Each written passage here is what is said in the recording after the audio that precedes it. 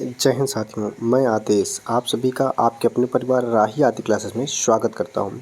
तो हम सभी सीटेट के प्रैक्टिस सेट चालू करने वाले हैं, जो कि 15 क्वेश्चन से क्षणशास्त्र से और 15 क्वेश्चन गद्यांश और काव्यांश से होता है। तो उम्मीद है आप क्लास में बने रहेंगे शुरू से अंत तक। आप सभी क्लास को लाइक कीजिएगा, शेयर कीजिएगा और कमेंट भी कीजिएगा, और आप अगर नए हैं तो चैनल को सब्सक्राइब भी कीजिएगा। अब हम चलते हैं अपने क्वेश्चनों की तरफ। तो सबसे पहले दिया गया है गद्यांश। इस गद्यांश को पढ़ना है और इस गद्यांश को पढ़ने के बाद इससे संबंधित पूछे गए क्वेश्चनों को हल करना है। तो आप सभी भी इस गद्यांश को पढ़िएगा। तो गद्यांश क्या है? स्थूल एवं बाह्य पदार्थ एवं मानसिक पदार्थों एवं भावों की अपेक्षा अधिक महत्व के विषय नहीं हैं। जो व्यक्ति रचनात्मक कार्य करने में समर्थ है उसे भौतिक स्थूल लाभ अथवा प्रलोभन ना तो लुभाते हैं और ना ही प्रोत्साहित करते हैं। विश्व में विचारक 10 में से एक ही व्यक्ति होता है।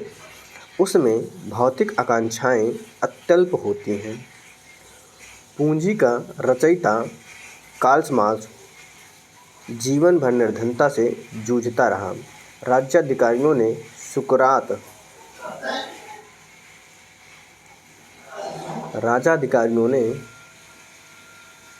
सुकरात को मरवा डाला, पर वह जीवन के अंतिम क्षणों में भी शांत था, क्योंकि वह अपने जीवन के लक्ष्य का भली भांति निर्वाह कर चुका था।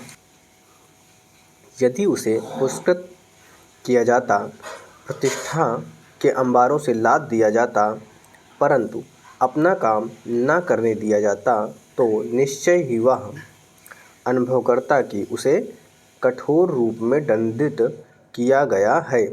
ऐसे अनेक अवसर आते हैं जब हमें बाहरी सुख सुविधाएं आकर्षित करती हैं।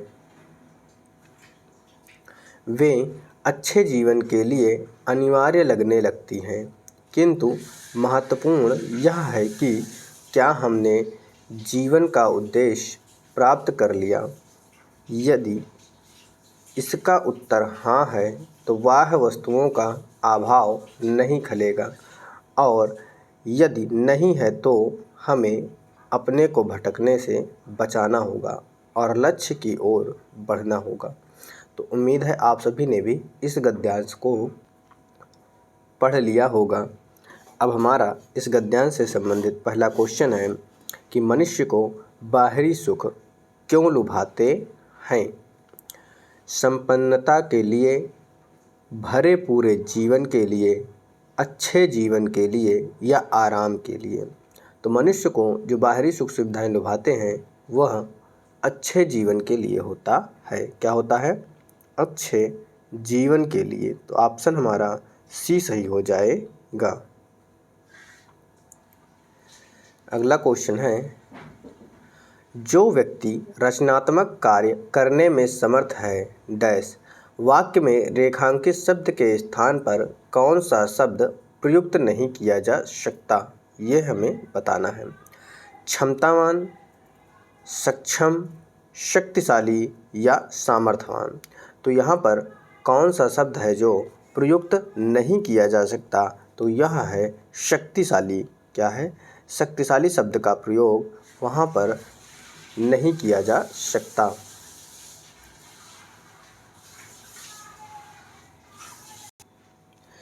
अगला क्वेश्चन है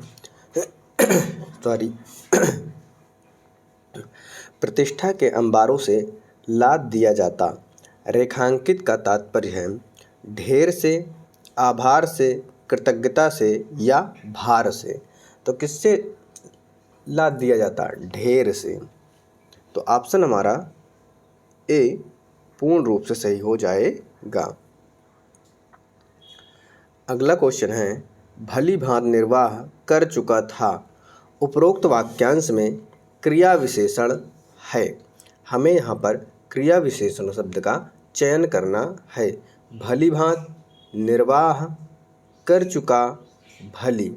तो यहाँ पर भली भांति निर्वाह कर चुका था। इस वाक्यांश में क्रिया विशेषण है भली भांति।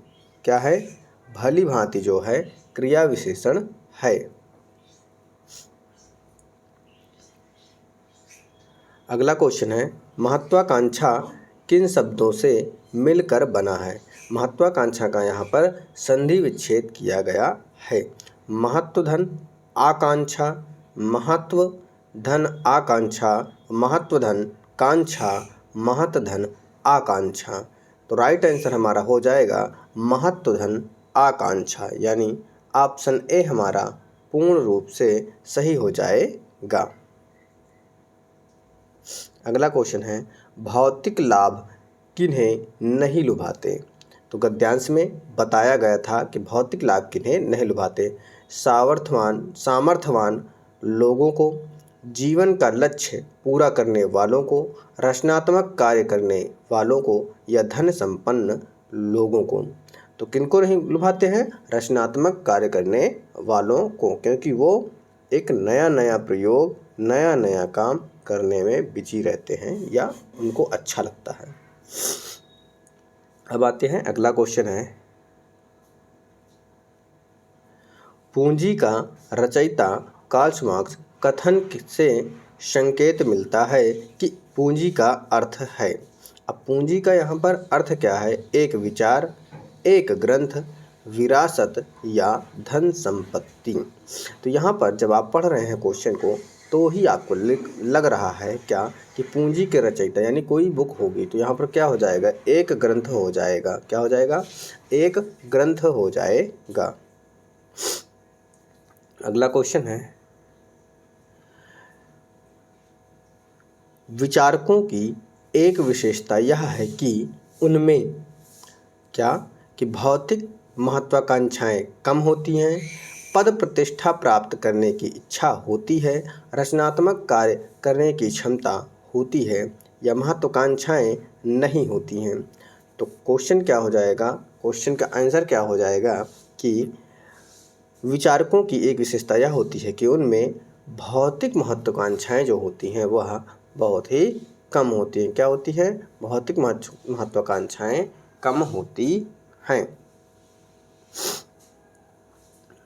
अगला क्वेश्चन है कि सुकरात को अपना काम न करने देने की स्थिति कठोर दंड जैसी प्रतीत होती, क्योंकि क्या कि वह जीवन के कार्य समाप्त कर चुका था, वह स्थूल प्रलोभनों की अपेक्षा नहीं करता था, उसे जीवन का उद्देश्य प्राप्त करने में रोक दिया गया था, या फिर वह अंतिम क्षणों में भी शांत था।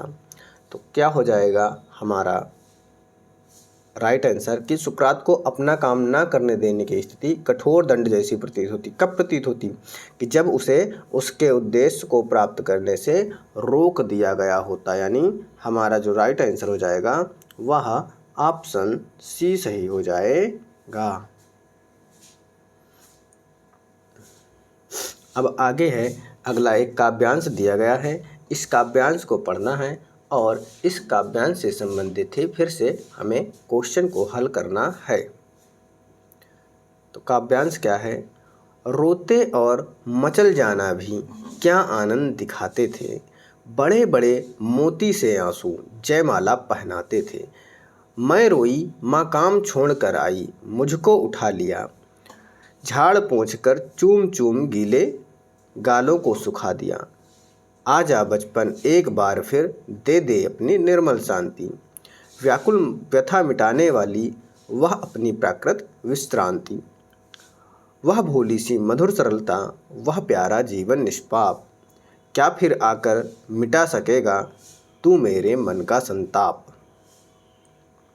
मैं बचपन को बुला रही थी, बोल उठी बिटिया मेरी, नंदनवन सी फूल उठी यह छोटी सी कुटिया मेरी। तो ये थे आपके काव्यांश। अब इस काव्यांश से संबंधित क्वेश्चन को देखना है। तो क्वेश्चन क्या है कि बचपन शब्द है। अब बचपन शब्द क्या है? विशेषण है, सर्वनाम है, क्रिया विशेषण है या संज्ञा है? तो जो बचपन शब्द है वह संज्ञा है। कैसी? क्या है? संज्ञा है। अगर बचपन में भी पूछ लेता कि कौन सी संज्ञा है तो क्या हो जाता? भाववाचक संज्ञा हो जाता। क्या हो जाता? भाववाचक फिर संज्ञा हो जाता। अगला क्वेश्चन है, नंदनवंशी फूल उठी यह छोटी सी कुटिया मेरी का भाव है, यानी इस लाइन का अर्थ क्या होगा कि कुटिया सुंदर हो गई, कुटिया में आनंद उमड़ उठा, कुटिया में शांति छा गई, या छोटी कुटिया बड़ी हो गई। तो राइट आंसर हमारा क्या हो जाएगा कि कुटिया में आनंद उमड़ उठा। क्या हो जाएगा राइट आंसर कि कुटिया में जो है आनंद उमड़ उठा। अगला क्वेश्चन है, मिटा सकेगा तू मेरे मन संताप, इस पंक्ति में तू किसे कहा गया है? बचपन को, कवि को, पाठक को या बच्चे को? तो इस पंक्ति में तू जो है यह बचपन को कहा गया है। किसको? बचपन को ही, क्योंकि वो बचपन को ही याद कर रही थी, बचपन को ही बुला रही थी। तो क्या हो जाएगा? राइट आंसर ऑप्शन ए हमारा सही हो जाएगा।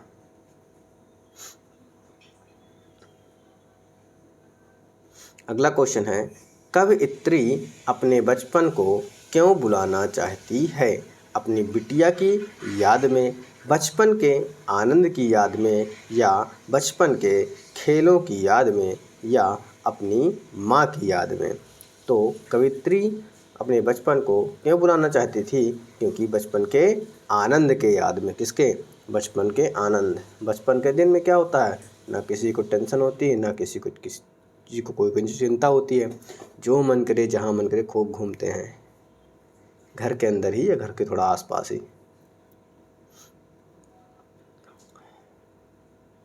अगला क्वेश्चन है, बच्चे की आंखों से निकलते आंसू को देखकर क्या अनुभूति होती है?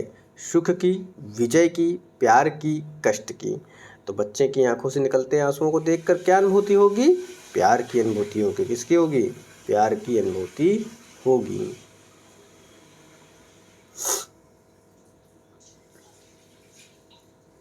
अगला क्वेश्चन है, व्याकुल व्यथा मिटाने वाली, व्याकुल व्यथा मिटाने वाली में प्रयुक्त अलंकार है?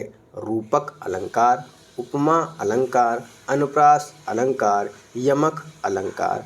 तो व्याकुल व्यथा मिटाने वाली में अनुप्रास अलंकार है। क्या है? अनुप्रास अलंकार है। क्यों है? क्योंकि वा और या वर्ण की आवृत्ति हो रही है। अब आते हैं अगले क्वेश्चन पर। तो अगला क्वेश्चन है हमारा, किसी भी भाषा पर अधिकार प्राप्त करने के लिए सबसे महत्वपूर्ण है, यानी किसी भी भाषा पर अधिकार जब प्राप्त करना हो तो सबसे महत्वपूर्ण क्या होता है? शब्दों के अर्थ को जानना, उस भाषा की वाक्य संरचना जानना, उस भाषा का अधिकाधिक प्रयोग करना, या उस भाषा का व्याकरण जानना? तो क्या होगा कि उस भाषा का अधिकाधिक प्रयोग करना। जब हम उस भाषा का सबसे अधिक प्रयोग करते हैं तो वह क्या हो जाती है? अधिकार प्राप्त, यानी हम उसको अधिक से अधिक जानना, समझना सब समझते हैं। अगला क्वेश्चन है, समावेशी कक्षा में बच्चों की आवश्यकताओं को पूरा करने में भाषा शिक्षक के रूप में आपकी मुख्य जिम्मेदारी नहीं है। समावेशी कक्षा में बच्चों की आवश्यकताओं को पूरा करना है और भाषा शिक्षक के रूप में आपकी मुख्य जिम्मेदारी नहीं है, इसका हमें चयन करना है। देखिए, 2 ऑप्शन इस पेज पे हैं और 2 ऑप्शन अगले पेज पे हैं। क्वेश्चन याद करना कि समावेशी कक्षा है, बच्चों की आवश्यकता को पूरा करने के लिए जो भाषा शिक्षक बैठा हुआ है उसकी मुख्य भूमिका या जिम्मेदारी नहीं है। तो क्या है? बच्चों की भाषा संबंधी क्षमताओं की पहचान करना, बच्चों की विभिन्न प्रकार की दृश्य श्रव्य सामग्री उपलब्ध कराना, या बच्चों का आकलन करते समय अति उदार बनना, या विभिन्न आवश्यकताओं वाले बच्चों के लिए उपलब्ध संसाधनों की खोज। तो यहाँ पर जिम्मेदारी नहीं बताया गया था, तो इसलिए बच्चों के आकलन करते समय अति उदार नहीं होना है आकलन करते समय। तो राइट आंसर ऑप्शन सी।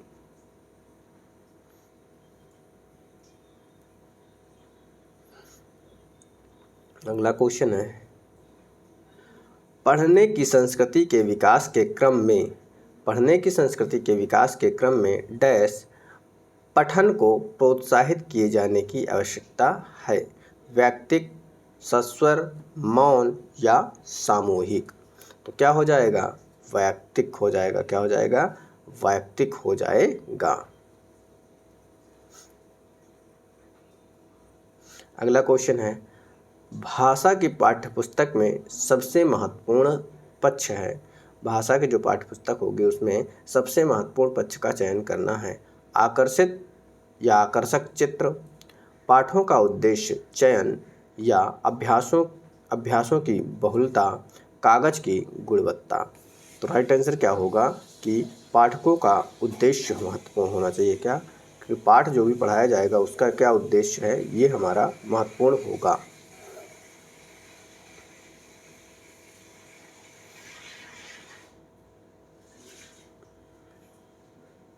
अगला क्वेश्चन है कि समग्र भाषा पद्धति पर आधारित कक्षा कैसी होनी चाहिए? गतिविधियों के आयोजन पर बल देती है, बच्चे के भाषाई विकास की स्पष्ट समझ पर बल देती है, बाल साहित्य को पढ़कर सुनाने पर बल देती है या सभी भाषाओं को सीखने पर बल देती है। तो क्या हो जाएगा? बच्चों के भाषाई विकास की स्पष्ट समझ पर बल देती है। राइट आंसर हमारा ऑप्शन बी सही हो जाएगा। क्या? ऑप्शन हमारा बी सही हो जाएगा। अगला क्वेश्चन है कि विद्यालय के बाहर का जीवन और वहाँ प्राप्त ज्ञान एवं अनुभव भाषा सीखने के लिए आवश्यक प्रेरणा देते हैं। क्या? कि विद्यालय के बाहर का जीवन और वहाँ प्राप्त ज्ञान एवं अनुभव भाषा सीखने के लिए आवश्यक प्रेरणा देते हैं, क्योंकि मानक वर्तनी का सम्यक ज्ञान मिलता है, लेखन की विभिन्न शैलियों का परिचय मिलता है या समृद्ध भाषिक परिवेश मिलता है या इससे व्याकरणिक नियमों की जानकारी प्राप्त होती है। तो राइट आंसर क्या होगा कि समृद्ध भाषिक परिवेश मिलता है। क्या? कि समृद्ध भाषिक परिवेश मिलता है। तो राइट आंसर ऑप्शन सी हमारा सही हो जाएगा। अब आते हैं अगले क्वेश्चन पे। तो अगला क्वेश्चन है, पहली कक्षा में प्रवेश लेने से पहले आम तौर पर बच्चे पठन लेखन में दक्ष होते हैं, स्व अभिव्यक्ति जानते हैं, भाषा के व्याकरणिक नियम जानते हैं, तुतलाकर बोलते हैं। तो क्या है कि जब बच्चे प्रवेश लेते हैं किसी कक्षा में तो स्व अभिव्यक्ति जानते हैं। क्या? कि वो स्व अभिव्यक्ति जानते हैं। अगला क्वेश्चन है, सुरभि नाम की बच्ची है, अक्सर ड़ा वाले शब्दों को गलत तरीके से उच्चारित करती है। आप क्या करेंगे? जो ड़ा का उच्चारण होता है वह हमेशा गलत करती है। तो हमको करना क्या है यह पूछा जा रहा है। उसे ड़ा वाले शब्दों की सूची पढ़ने एवं लिखकर अभ्यास करने के लिए देंगे। उसे ड़ा वाले शब्दों को अपने पीछे पीछे दोहराने के लिए कहेंगे। उसे सहजता के साथ अपनी बात कहने के लिए प्रोत्साहित करेंगे। उसे ड़ा वाले शब्दों की सूचना पढ़ने एवं बोलकर अभ्यास करने के लिए देंगे। तो राइट आंसर क्या होगा कि उसे ड़ा वाले शब्दों की सूची पढ़ने एवं बोलकर अभ्यास करने के लिए दे दिया जाएगा। तो राइट आंसर हमारा क्या हो जाएगा? ऑप्शन डी सही हो जाएगा। अगला क्वेश्चन है कि प्राथमिक स्तर पर पढ़ने की क्षमता का आकलन करने की दृष्टि से सबसे अधिक महत्वपूर्ण है। अब प्राथमिक स्तर पर पढ़ने की क्षमता का आकलन करना है और सबसे महत्वपूर्ण कौन सा है? विराम चिन्हों का ज्ञान, पढ़ने में प्रवाह या अर्थ का निर्माण, वर्णों की पहचान। तो क्या होगा? अर्थ का निर्माण करना होगा धीरे धीरे। क्या दृष्टि से सबसे अधिक महत्वपूर्ण क्या हो जाएगा? कि पढ़ने के साथ साथ अर्थ का निर्माण होना। अब आते हैं आगे, अगला क्वेश्चन है हमारा, क्या है कि भाषा की कक्षा में कहानी सुनाने का मूल उद्देश्य है। कैसी कक्षा है? भाषा की कक्षा है, वहाँ पे कहानी सुना रहे हैं, तो उसका मूल उद्देश्य क्या होगा? बच्चों की कल्पना शक्ति का विकास, बच्चों में सुनकर दोहराने की आदत का विकास, बच्चों को अनुशासन में रहना या बच्चों का मनोरंजन करना। तो देखिए, मनोरंजन तो किया नहीं जाएगा। क्या कि मनोरंजन तो करना नहीं है और दोहराना गलत होता है। अनुशासन क्या हो जाएगा? छोटे छोटे बच्चे हैं, कैसे हैं? छोटे छोटे बच्चे हैं, उनको अनुशासन में क्या हो जाएगी कि उनकी जब कहानी सुनाएंगे तो कल्पना शक्ति का विकास होगा। सोचेंगे, क्या हो जाएगा?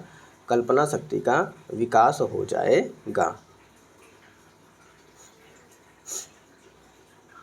अगला क्वेश्चन है कि प्राथमिक कक्षाओं में बच्चे बहुत कुछ लेकर विद्यालय आते हैं, जैसे अपनी डैश, अपने अनुभव, दुनिया को देखने का अपना दृष्टिकोण।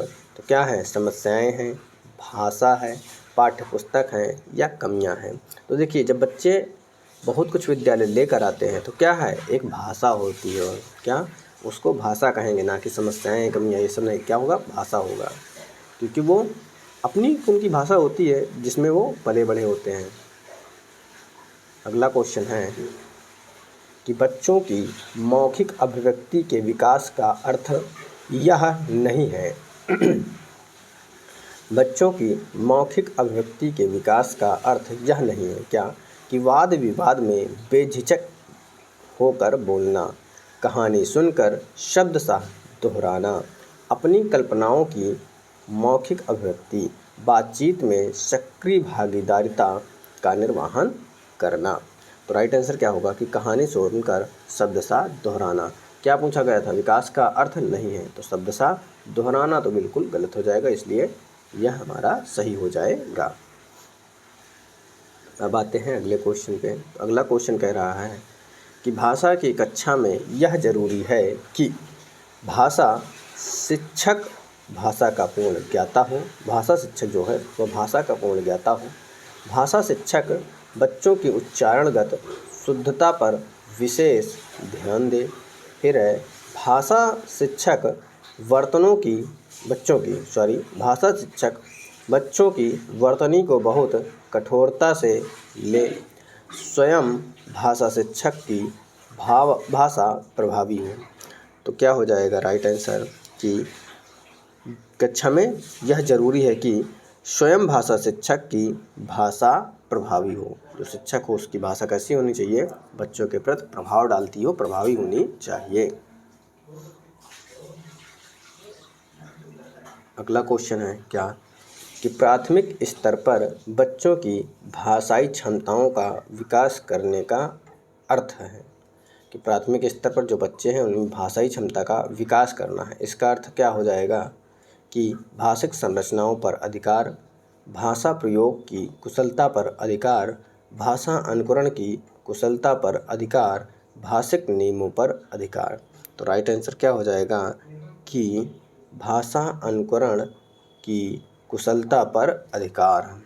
तो ऑप्शन हमारा जो है सी सही हो जाएगा। अब आते हैं हमारा आज का 30वां क्वेश्चन है और लास्ट है, व्याकरण शिक्षक की आगमन विधि की विशेषता है। पहले नियम बताना, पहले नियम का विश्लेषण करना, पहले मनोरंजक गतिविधियां करना या पहले उदाहरण प्रस्तुत करना। तो क्या हो जाएगा? भाषा शिक्षण की आगमन विधि की विशेषता क्या होती है? कि पहले हम बच्चों को उदाहरण क्या करें, क्या पहले उदाहरण उनके सामने प्रस्तुत करें, फिर बाकी उनको समझाएं पढ़ाएं। तो राइट आंसर हमारा क्या हो जाएगा? अब ऑप्शन डी सही हो जाएगा। उम्मीद है आप सभी को क्लास पसंद आई होगी। बस आप सभी से रिक्वेस्ट रहता है कि आप जितना अधिक से अधिक क्लास को शेयर कर सकते हैं या जितना अधिक सहयोग कर सकते हैं उतना करें, ताकि मेरा भी मनोबल आगे बढ़ता रहे। तो जिस दिन भी अगर आपकी क्लास ना आ पाए तो आप ये समझिएगा थोड़ा सा मुझे प्रॉब्लम चल रही है अभी, इसलिए कल क्लास नहीं हो पाई थी। बाकी आज की क्लास को यहीं पे समाप्त करते हैं। आप सभी का इस क्लास में जुड़ने के लिए बहुत बहुत धन्यवाद है।